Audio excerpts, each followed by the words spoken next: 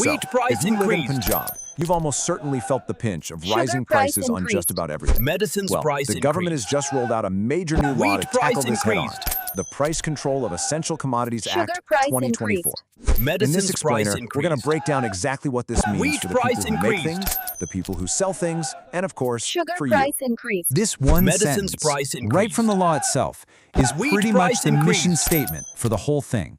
The goal is crystal clear, to put a stop to what the government is calling artificial price hikes and profiteering. This really sets the stage for a massive change in how things are priced and sold across the entire province. All right, here's how we're going to walk through this. First, we'll look at who this law is actually targeting. Then, we'll see who the new enforcers are and what kind of powers they have. After that, we'll get into the pretty serious penalties for breaking the rules. And finally, we'll check out the surprisingly long list of everyday items that are now under price control. Okay, so first things first. Who exactly does this new law apply to? Well, it casts a really wide net, covering pretty much the entire supply chain from start to finish. You know, the law really boils it down to two main groups, the producer and the dealer. And these definitions are written to be as broad as possible. So that means everyone from a massive factory making cooking oil all the way down to your small neighborhood shop selling it, they're all covered. If you make it or you sell it, wholesale or retail, this law is for you. Now, to handle a job this big, the Act has created a brand new, very powerful group called the Price Control Council. This is the new structure for making sure the rules are followed. And when you look at who's on this council, you can see they are not messing around. It's made up of the real heavy hitters in the provincial government. You've got the ministers for industries, agriculture, and food all at the same table. This basically creates a central command center to keep an eye on prices across the whole province. And that authority flows right down to the local level. At the top, you have the Provincial Controller General, who's setting the big picture strategy.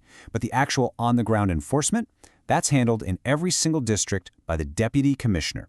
So you've got this direct chain of command from the top all the way down to every city and town.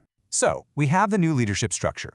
But the big question is, what can these officials actually do? Well, the Act gives them a pretty powerful toolkit. And these powers are extensive. It's not just about setting prices. Officials can now flat out prohibit hoarding by forcing a business to sell its stock. They can even get ahead of the problem by putting a cap on how much stuff a dealer can even have in their warehouse.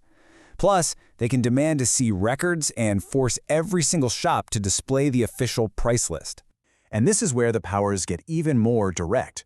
Authorized officers can now physically enter a business, they can seize goods they think are being hoarded or overpriced, and they can even seal the entire business shut.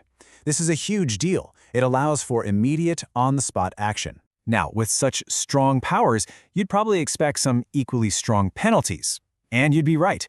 This law makes it very clear that not playing by the rules is going to be costly. For a first-time offense, the penalties are pretty severe. We're talking up to 3 years in prison. And a fine of up to $500,000 rupees. And yeah, the court can decide to impose either one of those or even both. But the law gets even tougher on repeat offenders. See, for a second conviction, the penalties flip from being maximums to minimums. That means a mandatory 1 month in prison, a fine of at least 45,000 rupees, and you could have your business sealed for up to a week. Okay, so we've seen who's in charge, how they'll enforce the rules, and what happens if you break them. But what are these essential commodities we keep talking about? Well, let me tell you, the list is extensive, and it covers just about every part of daily life.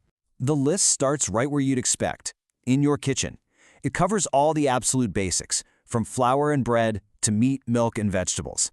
We're talking about the core of your daily grocery list, and it's all now officially price controlled. And it goes way beyond just food. The controls also extend to household and health essentials. This means things like cooking fuel, but also, and this is clearly a lesson learned from recent crises, critical health supplies like face masks, sanitizers, and even medical oxygen. What's really interesting is how wide the net is cast. The list also covers the building blocks of the entire economy.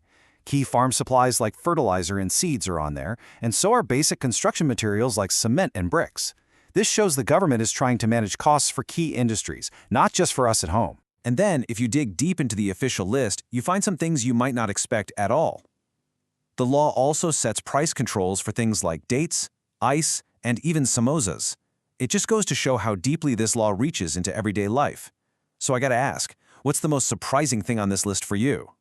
So, when you strip everything else away, the ultimate goal here is actually pretty simple: to make sure that essential goods are spread out fairly and are available at what the government considers a fair price.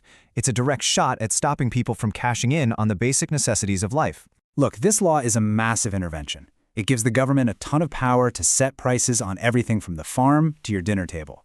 The huge question now is, will this actually lead to fairer prices for shoppers, or will it end up creating a whole new set of headaches for the local businesses that keep the economy running? That's what everyone is going to be watching very, very closely.